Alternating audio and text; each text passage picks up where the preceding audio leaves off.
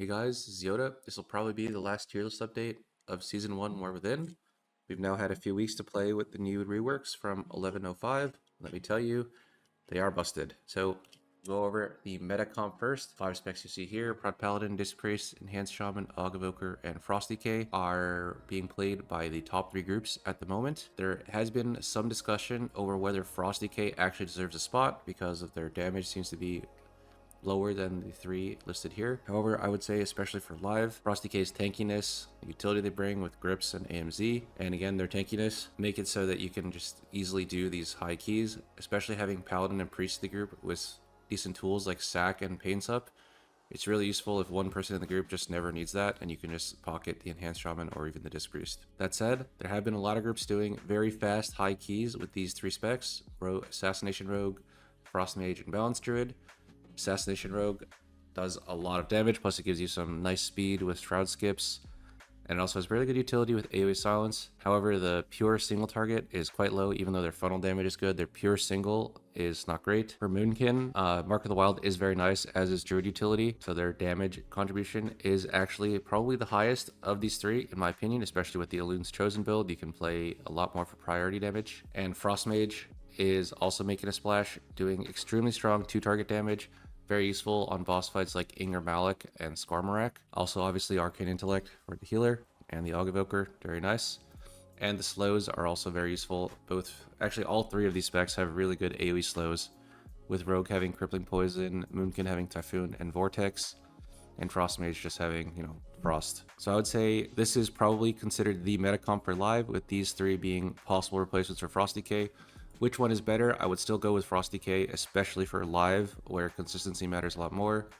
I would not be surprised in a TGP setting to see one of these 3 specs or all 3 represented in world record rank 1 keys. Next, we'll do a brief honorable mention for the next 2, Ellie Shaman and Unholy Decay. In particular, Ellie Shaman, I think in any other season, or if Enhanced Shaman just didn't exist, would be considered broken OP and a must bring to every key.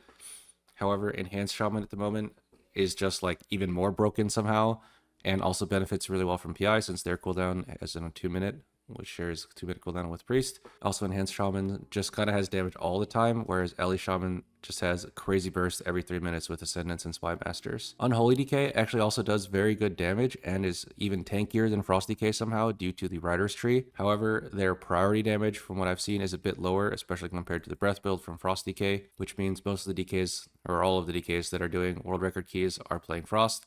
However, Unholy is perfectly viable in high keys. In fact, I would say it's a tier above most of the game. All right, so for the rest of the specs, I would say the tanks are all like kind of a step behind, like many steps behind Prot Paladin. After the rework, Paladin just feels insane to play.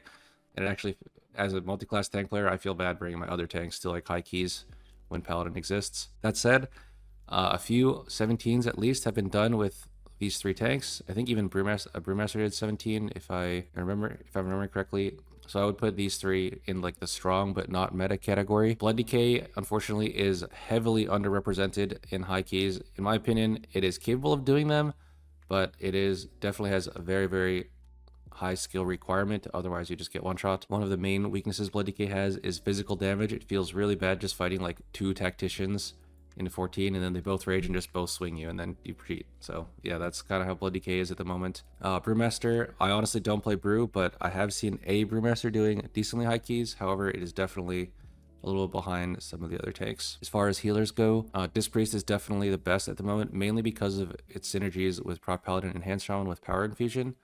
Prot Paladin is able to cover the weaknesses of Disc Priest since Disc Priest has no interrupts and has relatively weak spot healing compared to the other healers. Prot Paladin can cover that with like Sack, Lay on Hands, Spell Warding, and their large number of interrupts from Avenger's Shield. Mistweaver is actually quite strong right now. Their damage output is high, and they also have decent group utility with, AoE stun, Chi-Ji to prevent from one-shots, and Cocoon is also on a relatively low cooldown. Druid provides Mark of the Wild and has very good healing right now. Shaman is the same as it was since the start of the season. Still good. The problem is that Enhanced Shaman and Ellie Shaman are both really broken, so the Shaman buff is basically already covered, which means you're bringing a Resto Shaman, you're basically bringing it for the healing and the utility. The utility is not as necessary because, like we mentioned before, we have Paladin and Enhanced Shaman kind of covering that. So it's really just for the healing. And if your Enhanced Shaman and your Paladin aren't pushing their buttons, you can cover that with the Shaman, with the Resto Shaman. I would say that makes it strong, but not meta. For the DPS, I would say it doesn't really matter which tier here that they're in. This is kind of just what I've seen performance-wise in high keys. It's completely just my opinion. I would say it matters a lot more which player is behind the spec compared to how strong the spec is on the tier list. And I would also say, after what I've kind of seen all of them play, I think all of them do enough damage to time high keys, like especially in the title range. All of them have the tools to survive. It's just that the specs like up here are way too broken right now, which is why you see them so heavily represented in the rank 1 keys. All right, so that is going to be it for the tier list update. Thank you all for watching. Peace out.